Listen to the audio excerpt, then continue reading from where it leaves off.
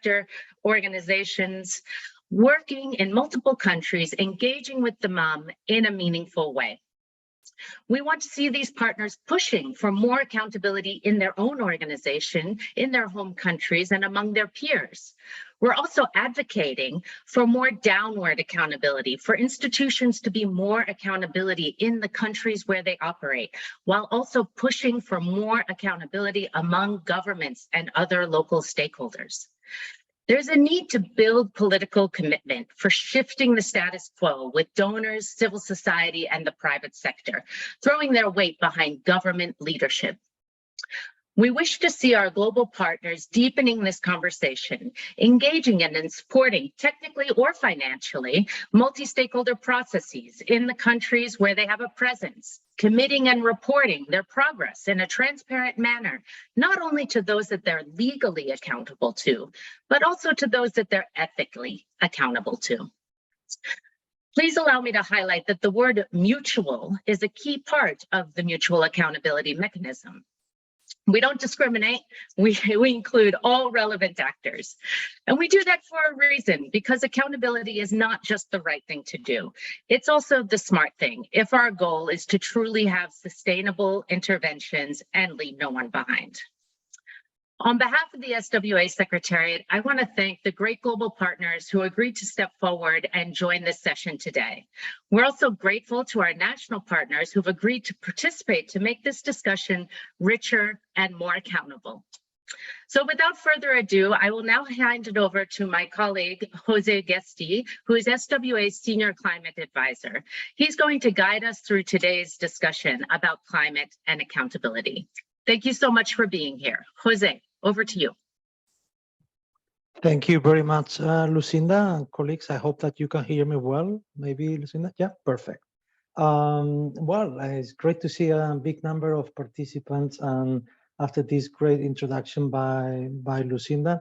I also want to extend the special thanks to Mariana Diaz, who is the Secretary of Sanitation and Water for All, working with having the Mutual Accountability Mechanism. Thanks for being open to focus, to have this second discussion on the on the important topic of climate action. As we have heard, there are many commitments through the Mutual Accountability Mechanism that refer to climate. So it is in this spirit that we are convening you, and we have in our session today we have 4 partners that have made commitments, climate-focused commitments, through the Mutual Accountability Mechanism. So we are really excited. We will hear from them on their specific commitments. They will explain to us a little bit how they are progressing. And then we are also excited to have 3 discussions from country level. These are organizations and partners also working on the interface of climate and service provision of water, sanitation, and hygiene. So first, I will hand the floor to our 4 panelists that will, as I said, and they will talk on their respective commitments, and then I will give the floor to our discussions so that they can first react on what they have heard about these commitments from their own points of views, and we will then get back to our panelists so that they have the opportunity to reflect back. So without further ado, what I'm going to do now is I will invite our first speaker, who is joining from the Stockholm International Water Institute, Henning Goransson, who is a program officer there at SWA, at the Stockholm International Water Institute. My colleagues are going to help us with sharing on the screen the climate-related commitments that SWA did. I hope that they will, you will be able to see them. But in the meantime, let me just make a brief intro before handing the floor to you, Henning. So Henning and SWA, as water experts working globally, the 3 commitments that your organization submitted to the Mutual Accountability Mechanism now 1 year ago, the 3 of them have a strong climate focus. And CB, we understand, is committed to supporting governance and to strengthening the universal access to resilient water and sanitation services. Also, CB is committed to continue to develop the evidence and guidance and tools for system strengthening, and those include frameworks for the integration of climate in water, sanitation, and hygiene. And your third commitment goes around supporting advocacy for waste mitigation opportunities and adaptation needs. So with this little background around the 3 CB commitments, Henning, can you please give us a little bit of a summary of how the implementation of these commitments is going, what has happened up to now, and also as CB is working with several countries in the implementation of these commitments. Can you tell us a little bit what is your perception on the progress that is being made at the country level by integrating climate action into the wash sector? So now, Henning, the floor is yours. Thank you very much, Jose. I hope you can hear me well. Yes, we can hear you. Great to hear. Yes, thank you so much, Jose. Thank you for giving us the opportunity to speak. I'm speaking on behalf of our director, Dr. Alejandro Jimenez. So I'm the discount version of that, but I hope it's still okay. So firstly, on supporting governance strengthening for universal and resilient wash services, SWA has been doing a lot of work specifically on supporting climate resilient wash services. So we've supported 13 countries in doing a wash climate risk analysis. So finding the priority climate risks to sustainable and resilient wash service delivery. And based on those priority risks, through a multi-stakeholder process involving all relevant wash and climate partners, developing technical solutions to address these risks and developing response frameworks or costed action plans for implementation. And on the back of this, we have supported some individual countries with specific follow-up aspects. So for example, we supported 6 countries with capacity building on climate finance. We supported Uganda, great to see representatives from Uganda in the call, in developing a green climate fund concept note. And we've supported UNICEF Bangladesh specifically on how 2 of their flagship programs can strengthen their climate resilience aspect. And 5 of the countries we have supported had submitted their updated nationally determined contributions, NDCs, and we have seen that the wash sector has been prioritized here for adaptation interventions, and that the impact of climate change on wash services and water resources has been better recognized, which is great news. On developing guidance and tools for system strengthening, including frameworks for the integration of climate in wash. So our second commitment. SWA is currently in the process of developing a UNICEF field note to describe and present the process to implement the climate resilient shift. So the support I described earlier, the methodology and the tools, using Uganda as a case study. And this note is aimed at showing the practical step-by-step approach of the UNICEF and GWP strategic framework for wash climate resilience to strengthen the delivery of climate resilient wash services. And this is the same tool that is referenced in the Green Climate Fund Water Project Design Guidelines for developing a climate resilient wash project for GCF funding. So we aim to show the practical steps in doing this. We've also developed an updated version of the WashPad country implementation guide, including a full section on how to integrate a climate lens in the bottleneck analysis, and developed a new tool to assess water demand management options. And this tool has been piloted in Chad, CAR, and Madagascar. And thirdly, on supporting advocacy for wash mitigation opportunities and adaptation needs. So apart from taking part in global discussions and processes on this, the World Water Week is, of course, a big vehicle for us. So we organized an on-site event at the 2022 World Water Week on supporting the shift to climate resilient wash services. And this session presented a variety of case studies from different regions. And through a discussion with participants, it shed light on lessons learned, challenges, and opportunities in the development of a climate rationale for the wash sector, and the importance of collaborating with the climate sector. And in the World Water Week that's coming up in 2023 in August, I hope to see some of you there. There will be several SWA-supported sessions there with a climate lens, including for the Latin American Caribbean region, and also focus on climate resilient wash in schools. And finally, you asked about making progress in ingraining climate lens into the wash sector. I'll be very short. Classically, I'm going to say that there is progress being made, but there is more to be done. And what we have seen specifically is this coordination and collaboration between the wash sector and the climate sector is not adequate in many of the countries where we're working. I also just wanted to very briefly mention that SWA did a study together with GIZ reviewing the enhanced nationally determined contributions and to what extent water is reflected and integrated here. And we saw that in the 114 NDCs that were reviewed, 45% of these included measures from a wash perspective. But most often this was very general and it was not included as standalone activities. And there were very few measurable or quantifiable targets for adaptation or mitigation for wash. And this is, of course, a barrier for securing financing or agreement, or a lack of a common understanding. And there was also a lack of attention to water governance. Only 12% of the NDCs mentioned this, despite, of course, water being central to climate change responses. So I've probably spoken too long already. Thank you very much for giving us the time to reflect. And I'll hand over back to you, Jose. Thank you. Thanks, Henning. Well, it's really great to hear all these advances on so many different fronts, and speaking to all the three commitments, right, that you have mentioned and that we have seen on the screen. Even as a moderator, thank you as well, Henning, because you are already making bridges to something that it will be picked up later by UNICEF representative in relation. You have mentioned a shift to climate resilient water, sanitation and hygiene services.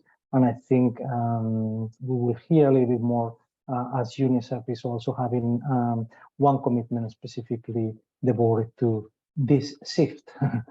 Okay, but we will hear about that later, because before that, I would like to invite our representative from Unify, Giancarlo Guillermo. Unify serves as the official youth constituency of the Water and Climate Coalition. And responding to our call, SWA's call last March, Unify brought the Water Action Agenda commitment to the Mutual Accountability Mechanism to ensure their continuous follow-up. And obviously, what we would love to see is more partners doing the same. Jan, in the context of the UN 23 Water Conference, Unify created a Water and Climate Youth Development Plan and Agenda with the aim to consolidate the inputs of young people, and also to highlight youth perception and awareness regarding water and climate issues. Your mutual accountability commitments, Jan, which are being now shared on the screen, focus on the implementation of this agenda that we are explaining here. So I will give you the floor for 3 minutes to please tell us more about the Water and Climate Youth Development Plan and Agenda. And if you could highlight, obviously, your WAS goals and the next steps that you envision from this youth-led initiative. Over to you, Jan. Thank you. Thank you so much, Jose. Yeah, I think I will call it YDPA because it's kind of mouthful to mention the entire name, the Water and Climate Youth Development Plan and Agenda. So basically, the YDPA, Jose, is and all other listeners here, it is a response to the question when we were given the challenge to create the document for the UN Water Conference. And most of the questions coming from high-level officials, government, whether it's government or UN agencies, they have this question or criticism saying what and how a youth really can contribute to this so many issues globally, because a lot of young people are engaging in international events or processes, but we received this backlash saying like, what can you really do? So and also they've been telling me like, is your recommendations or input really a representative of the global youth demographics? Because we have billions of young people around the world. I think more or less 50% of the global population is young people below 35. And also they were asking us, how can we work together? The government, the private sector, and the youth. And this is how Unify was born, to unite different stakeholders, to work with youth, and to work together for water and climate. So YDPA is a blueprint guided with thorough research on the perspective of young people, how they see the water and climate issues in their respective communities. Because I think a lot of you, my colleagues here, my dear panelists, you are doing so many things, but maybe the communities that we serve, they are not aware. So we asked them so many questions. It was like more than 50 items questions from all around the world. In fact, it was funded also by UNICEF to help us compile this perspective. So in the same document, we proposed a framework on how projects, programs, and activities will be developed for a more effective and impactful outcomes. So for your question, Jose, what are the current efforts on our commitment? So firstly, one of the dimensions that we identified where there is a consensus among most of our respondents, they are saying we are still far from meeting SDG 6 in terms of water access and hygiene and protection of the quality of water resources. This might be correct, this might be not. But if there's one thing for sure, there might be a gap of communication, because if the young people says this, and there is actually a good program from the UN or from the government where they live in, then probably there is a communication gap that they are not aware that such initiatives are going on. So in regards to our continuous efforts, actually YDPA or Unify, we are like a smaller version of the MAM.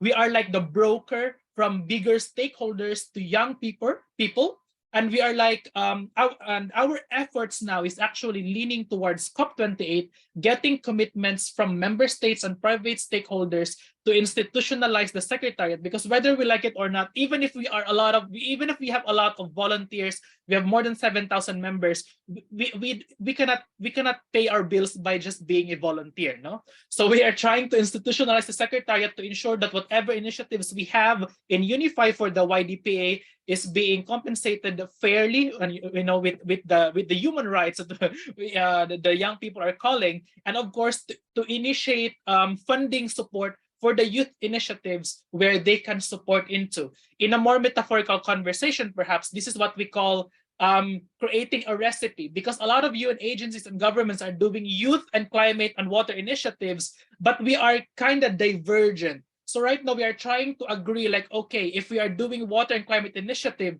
what is the global target for young people, and how can we work together and do not overlap initiatives together? So I think also that's how I can encapsulate in 3 to 4 minutes on what are we doing in the youth sector, and probably how can we work together also with SWA and Unify. Have a nice afternoon. Perfect. Thank you, Jan. This is very exciting. It's great to hear about the youth push for youth and climate and WASH commitments.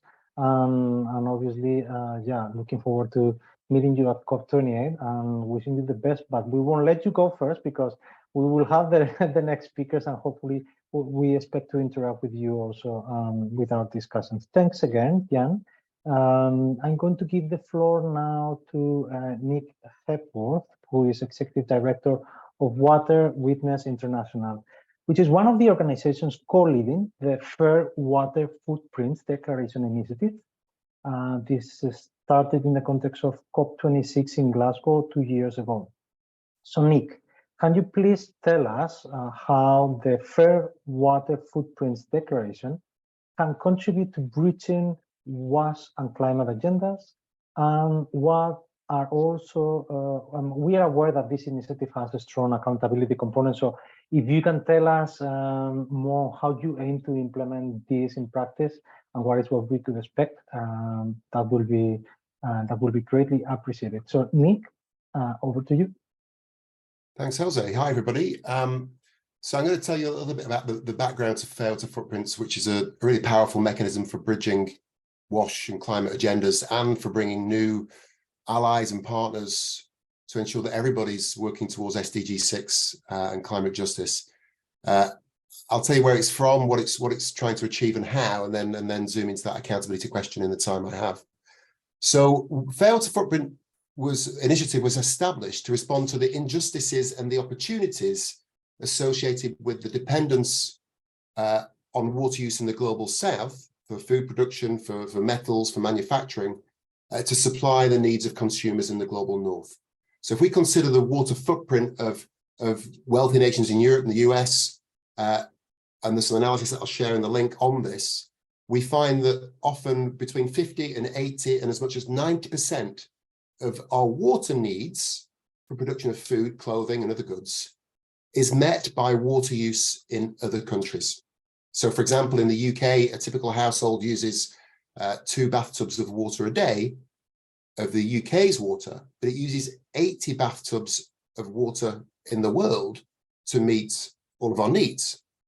Now, that presents huge opportunities and obligations for ensuring that that water use is based on sustainable, equitable, and resilient water use. And that's what we're really trying to do with Fair Water Footprint, is harness that opportunity and deliver on that obligation to make sure that the water use that we depend on is doing no harm and doing good. Because if we look at the analysis of those water footprints, we see that 50% of the global north's external blue water footprint is currently unsustainable. So it's draining aquifers, drying rivers, causing pollution, and pushing often already vulnerable communities into greater climate vulnerability through degradation of their water systems. And so the Fair Water Footprints Declaration was led through the leadership of Malawi and the UK in particular, and it brought together 29 signatories at COP26 to change that, to commit to sustainable water use in our supply chains, particularly where they overlap with existing water challenges and climate vulnerability. And we've got this incredible opportunity now with 32 signatories, including governments in the global north and south, so the UK, Austria, Finland, Peru, Panama, Malawi, Madagascar, as well as global banks and multinationals, committing to ensuring a fair water footprint by 2030. And what that means is that their supply chains will cause zero pollution, be based on sustainable and equitable water withdrawal, universal access to wash in those supply chains and the communities they affect, protection and promotion of nature, and planning for climate resilience, droughts, and floods.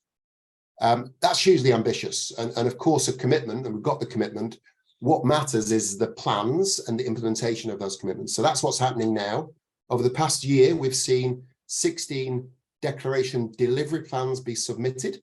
And what's really exciting is to see some of the really transformative actions that are being put forward here. So, for example, divestment away from companies that can't demonstrate doing no harm and doing good. We've got a almost £40 million commitment from the UK government to put this into practice. We've got a network of 60 European supermarkets committing to a fair water footprint by 2030. A new alignment, state-owned companies committing to this water stewardship in their supply chains, and a global public-facing campaign to make the abuse of water in our supply chains unacceptable. So it's just as unacceptable as using single-use plastic or contributing to climate emergency. So we're really talking about global, shifting the debate, making sure that the water crisis is not just an issue for governments, but also an issue for consumers, for multinationals, for investment banks, for global enterprise and trade, to establish water stewardship as the global business norm. Now, on the accountability, there's two very strong elements. First of all, through the global civil society networks, we're investing in the research and the investigations to check up on the performance of multinationals and banks and how they influence water access, particularly for vulnerable communities. And we're also holding the signatories to the declaration to account through an annual mechanism of reporting against their delivery plans with some common metrics and transparent tracking so we can make sure that they're being held to account. And the plan is, and we hope to create greater coherence and alignment between the Mutual Accountability Mechanism managed by SWA and the Accountability Mechanism for Fair Water Footprints. And we think that'll be a great example of how we can get alignment and accountability to accelerate delivery of SDG 6. So that's a quick overview. It's a hugely ambitious program, but we've got this pioneering collaboration that share the ambition to put sustainable, equitable, resilient water use at the heart of the global economy. We invite new partners to join us. And as I say, we've got some exciting announcements ahead in terms of some of the resources needed to deliver against those commitments. Thank you very much, Nick. It's really great to hear about this push for the sustainable use of water resources, and to see how you have come up with this initiative, right, to try to hold accountability of those, you know, of those really using water with a sustainable footprint, as you have explained. Really interesting, and thank you again. With this, I'm going to Assim, yes, we are ready to transition into the fourth panelist, and this is going to be the UNICEF intervention. Jorge Alvarez Sala was a specialist in UNICEF headquarters. Thanks for being with us today, Jorge.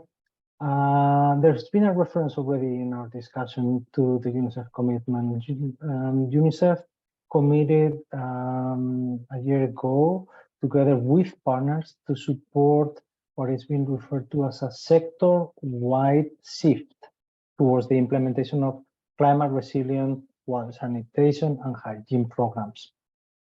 This commitment marks an important move, right, in the sector, and because of giving UNICEF's global reach and influence. You work in so many countries with the implementation of WASH programs, right? So, Jorge, we wanted to invite you to tell us a little bit more, and to tell us about how this climate focus is changing UNICEF strategies, and how is changing the work in practice, in particular at the national level, and how this so-called shift is aligned with priorities that are being set by national governments.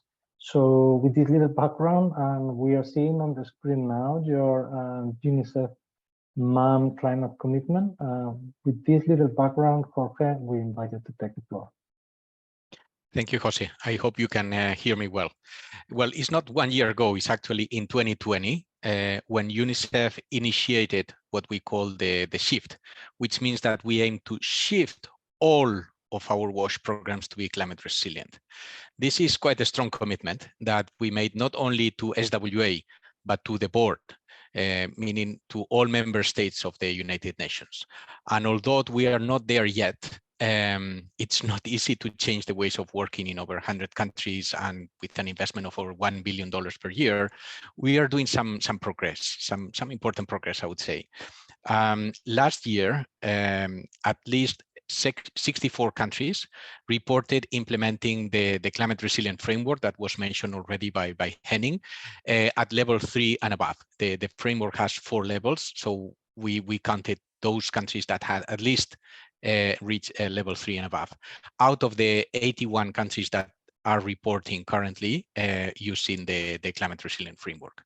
In addition to this, or in combination to this, to be more precise, 28 countries already have a climate rationale. I think Henning already mentioned the climate rationale, a key element in shifting the sector and in understanding what is being expected from the climate sector.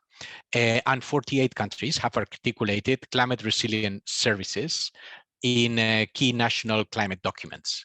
And in 13, we have the 3 elements together. So the implementation of the framework at level 3 and above, the climate rationale, and the articulation of climate resilient WASH services in national climate documents, NDC, NAPs, etc. Allow me to just mention a couple of additional points. Soon as we enter into this process of shifting our own programs, we realize that because UNICEF works with governments and partners, we had to do a systemic shift, not only shifting our own programs, but the entire sector. First, because if our implementing partners continue to do business as usual, our results will continue to be business as usual, but also because it's the right thing to do. We can no longer include climate change in our programs because climate change affects, not include climate change in our programs because climate change affects everyone, everywhere. And the impacts of climate change are first felt through water, too much, too little, too polluted.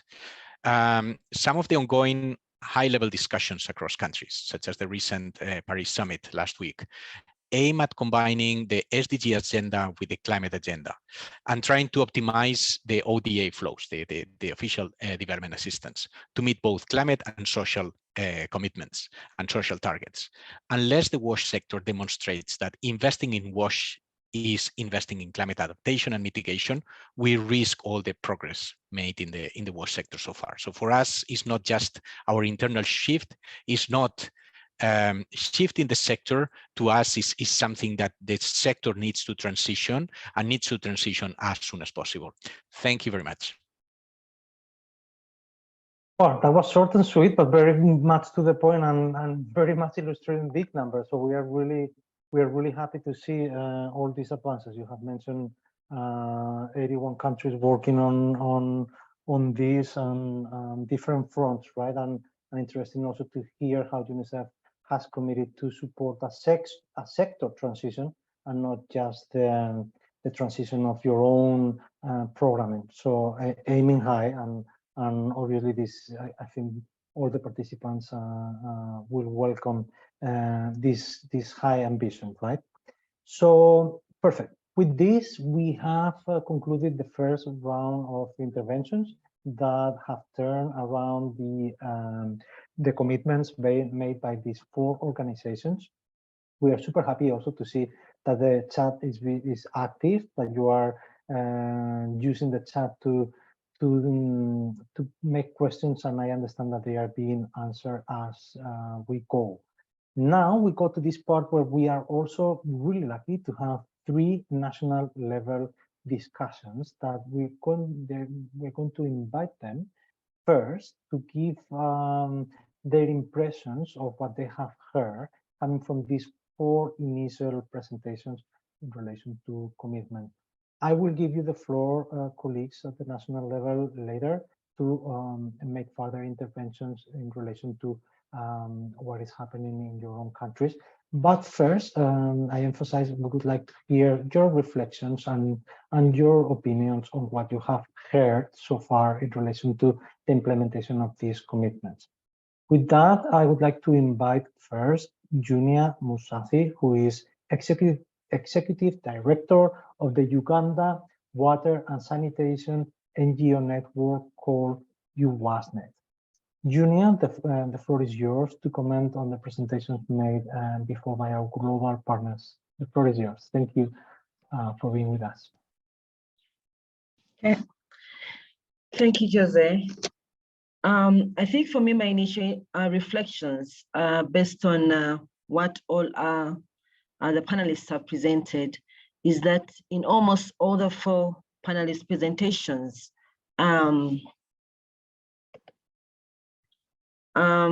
you can see that they're emphasizing some key 3 components if we're to effectively address climate change.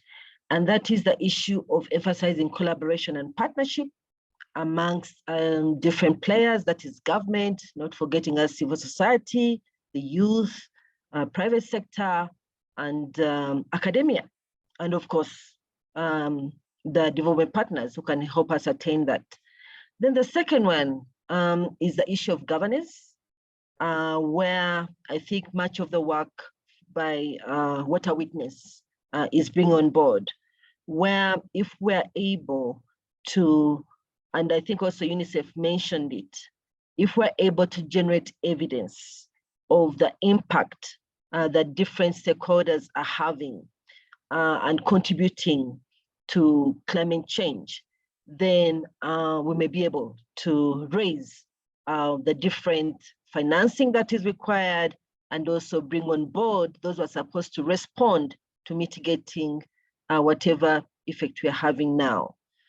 Yeah, I think those are the two main ones. They may give the chance to the other discussants to also contribute. Thank you. Thank you so much. This is a wonderful reflection of what we have heard so far by the four panelists, who I thank again, because I know that you're being very active in the chat box to trying to answer the questions that are being posed. But thank you, Junia, for this first intervention and your reaction. With that, we move to Madame Julien Tiendre Beogo, Director General of Sanitation in Burkina Faso. Before you take the floor, Madame Julien, please allow me to congratulate you and the Ministry of Environment, Water and Sanitation for the recent initiative to create, through a decree, which is signed by the Minister, a multi-stakeholder group to monitor Burkina Faso's mutual accountability commitment. With that in mind, I will give you the floor, just 2 minutes, for a quick reaction on what we have heard from four panelists at the global level. Over to you, Madame Julien. Okay, merci. Merci de Thank you. I would like to thank you for involving us in this exchange. We have indeed already seen the follow-up of the various partners and the impact in the different countries, and we can see how much this is linked to climate change adaptation. What we have seen here in Burkina Faso, UNICEF has been working in a wide number of projects in WASH. And in Burkina Faso, in order to highlight the issues of resilience to climate change in the WASH context, we have made commitments to sustainable mechanisms implemented in the context of all WASH projects to take into account climate change issues. And in particular, in terms of implementing these commitments, we are trying to work in a more climate intelligent way. We are using increasingly solar energy, and we also want to try to have more use of wastewater to help us to fight against climate change. And we believe that these commitments will really enable us to change the impact of our activities in the context of the SDGs. Obviously, this is all part of the dynamic within which we work, and it is only when we work with multiple players that we can truly take into account the private sector, the NGOs, and the activities of the government to ensure that all players find their part to play. It is a text that has been written. It's not signed off yet, but this is really the spirit within which we want to work. And we are wanting to have an official definition of all of the contributors to the implementation of our commitments. We want to ensure that there is a clear identification and regular discussion around how the commitments are going to be put into action. Thank you.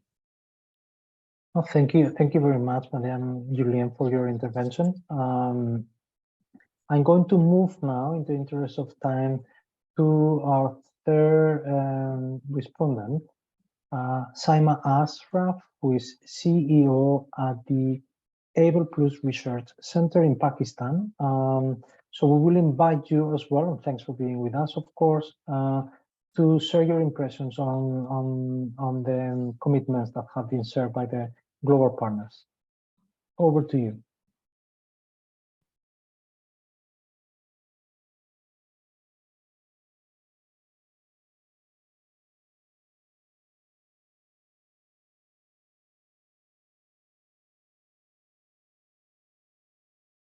Saima? Are you hearing me? Yes, now we can hear you. Very happy to hear you indeed. Thank you. Thank you so much. And thank you for your wonderful presentations and information shared by all the panelists. When we talk about commitments and their completion, there are many questions on the road, specifically when we engage stakeholders, including government, public and private sector organizations and stakeholders. There are so many bottlenecks and obstacles on the way. So my question is, how can we overcome as R&L partner standing alone when the government and political will is not there, when funding is not there, and when other supporting elements are not with us? So how can we resolve these issues? How can we overcome all these obstacles? My question is specifically with the CV and Unify. Perfect. Thank you so much for creating this discussion, which is exactly what we wanted to do, Saima. And then I will actually then give the floor to our speakers in Unify, and then you have referred to CV, right? CV. Yeah. Perfect. I didn't hear the question properly. Can you repeat it, please? Saima, can you please repeat now that we have alerted our colleagues in Unify and CV? Please be alerted. Sure. Let me repeat. I was asking, when living in a country where there is not political stability, where there are many obstacles on the way, when we talk about commitments and their execution, government willingness and political will is not there. We are having lack of funds to even conduct research studies. So how can we overcome all these obstacles in collaboration with other counterparts and organizations? Right. I think this is where the international community comes in my opinion, because like what the MOM is doing, it is not per se putting pressure, but rather fostering a spirit of collaboration where if we know there's a gap in a certain country, then we can work together, either for the context of youth, for example. If a certain political framework is not working or it's difficult for a certain country, then we form the youth and then we train them how to properly engage with the government officials. But at the same time, on the global level, we're trying to intervene and do bilateral meetings, for example, on how we can explain to them the importance of working together, not how to say this, not diverging efforts, but rather coming together as one and explaining to them that if we will continue this fragmentation between the young people and the government, then we cannot achieve what we want. There's no such thing as solving one problem by yourself. It should be a collaborative efforts between the government, the people, and the businesses. So this is what I think Unify is doing. We are not antagonizing the government or the private stakeholders, but we are working with them. So this is how the YDP is coming in, telling them, the young people, like, look, this is how we can work with the government. This is how we can intervene on our side. Maybe bring in partners to your country to implement such programs, projects, and activities. Right. Thank you. Thank you, Jan. Thank you for that. I don't know if Henin, you would like to also share your views on this. Yeah, I could just speak very briefly. Thank you very much for the question. Yeah, you mentioned one of the issues being a lack of financing, perhaps, to carry out primary research and the lack of political will. So if we're talking about the area of climate resilience, for example, and the lack of focus on climate resilient wash service delivery, and the possibility of doing primary research in these areas, there is often in many countries a lot of information out there on a global level, but also on a national level on the impacts of climate change, climate hazards, and the impact that this can have on the water sector or the wash sector. So on certain exposed groups or certain vulnerabilities that increase these risks. So my advice would be to use the information that is already out there as much as possible, gathering this information to collect and show the specific climate risks to WASH services and resilient services, and to highlight the damage and costs that this can have on sustainable services, to highlight the gap, the problem that is there. When you highlight the gap, when the problem, if you can quantify this, then it's easier to gather political will in order to try to find solutions and the opportunities to solve these aspects. So that would be my advice on this aspect. Thank you. Thank you. Thank you very much. Simon, do you have questions for other panelists, or do you want to continue with some other not really. reflection? No? Not really, Okay. Jose. Thank you. Perfect. No, thank you so much to you, Simon. Then, yeah, we got some questions directed to our global speakers. I just want to give perhaps the opportunity to, we have heard now from Unify and CV. I also want to give the opportunity if there are further reflections, you know, from Jorge or Nick. Any comments in the view of how the discussion is evolving? And based on the comments that we have received from our 3 national level respondents. Any additions that you would like to make to the conversation from your sides?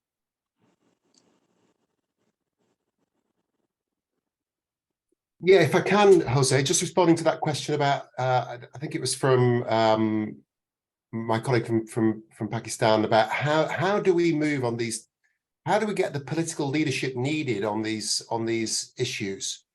You know, given the shortage of time we have to 2030 to close the gap, what we're hoping for within the Fair Water Footprints Declaration is that by bringing the power, reach, and influence of enterprise, of the private sector, of finance, of the markets, who are increasingly aware and attuned to the hazards of both the climate emergency and the water crisis, we can use their influence to get the issues up the political ladder and give them their proper place in political prioritization. So, I mean, it's a difficult, what we're talking about is reshaping the political economy around the water crisis. But I don't think we have any of the option, you know, based on the lack of progress or limited progress over the past 40 years, we need collectively to make water politically important. And I don't think there's any other option to us than to compete with all the other priorities out there. That's where we've got to be playing in this, in order to let the resources and the leadership trickle down to where it's needed.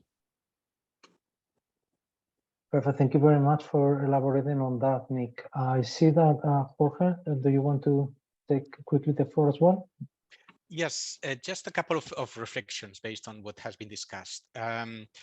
First, I don't think we should wait for leadership before we take action. I believe that everybody in our own roles, in our own organizations, can contribute to this. And this is similar to the hummingbird that inspired the UN Water Conference. No matter how small each of us we are, we can, you know, contribute to this transformation in the sector. The second idea is that it has to be incremental. We don't have all the solutions. I don't think anyone in the sector, even the climate experts, have all the answers to your questions. There is still a lot of uncertainty. There is still a lot of science that needs to be done to estimate better the scenarios, up to which extent certain areas are going to be flooded, how much, droughts, etc. But this uncertainty should not stop us from start doing work now. And once again, doing it incremental. As we move forward, we will have a stronger climate rationale. We will have stronger cases, stronger evidence that will allow to grow as a sector. But once again, I think we need to start doing this. We call it the shift. We haven't found a better word, but I think you get the point. We really need to transform the ways of doing WASH in our countries, in our context, because once again, climate change is already here and is affecting everyone everywhere. Thank you.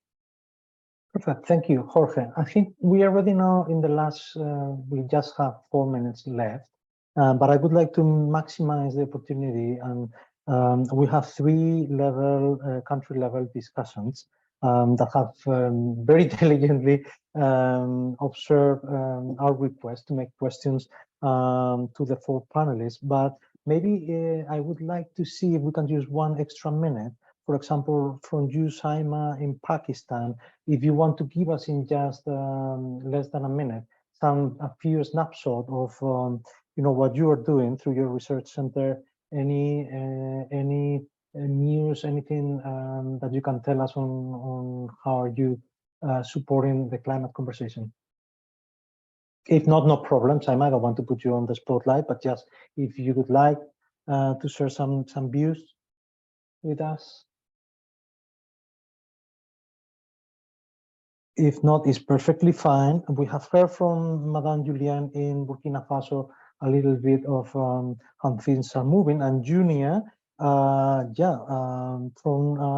the work that you do in UWASNet in Uganda, if you want to take 1 minute to tell us something that is going on there.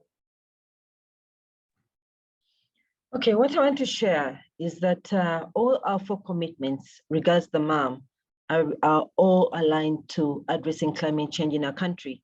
And they're quite aligned to what the 4 panelists have shared around creating an investment plan, an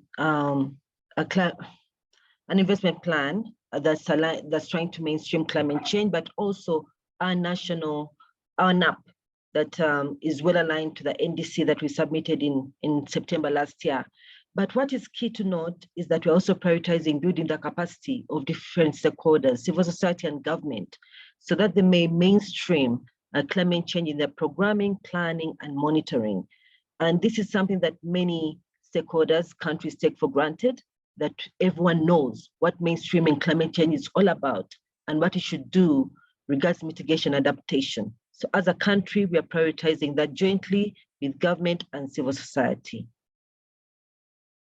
Perfect. Thank you very much, Julia, for this intervention. I think at this point, we are now only 2 minutes left. I would like to give again a strong thank you to our 3 panelists from the national level and the 4 panelists at the global level for your time, for your commitments, to this topic, which is so important, right? The climate action. And I would like to close the webinar by thanking you all, but also thanking all our participants for this interesting exchange and for keeping the chat so alive. I'm very happy to see that most of the questions have been solved in the chat box. We want to continue this discussion, and we want to invite all our partners, whether it's at the global or at the national level, to continue monitoring their mutual accountability mechanism commitments and to periodically share their updates, your updates with us in SWA Secretariat, so that we can continue updating the whole partnership of your progress, and also to showcase the advances that you are making and to inspire others. As you know, the recent UN Water 2023 Water Conference also helped to position a lot of commitments that now we want to use the momentum, and we are inviting partners to use the mutual accountability mechanism to channel those commitments through this mechanism. And this is this also applies to climate commitments. So, through our mutual accountability mechanism website, you are always welcome to make your submissions of climate and WAS or water resources management or sanitation specific or hygiene commitments. We will continue this discussion. As we have mentioned, we have at the moment 37 mutual accountability mechanism commitments that focus on climate. We're going to continue discussions on different themes, such as financing. We have a cluster of commitments made on financing, and we will follow up with discussions with countries that have made climate financing commitments through the Mutual Accountability Mechanism. And also we have other set of thematic commitments, and we will continue during this year following up on those. Yeah, without further ado, I thank you all very much for this, and I think we can close this webinar. Thank you.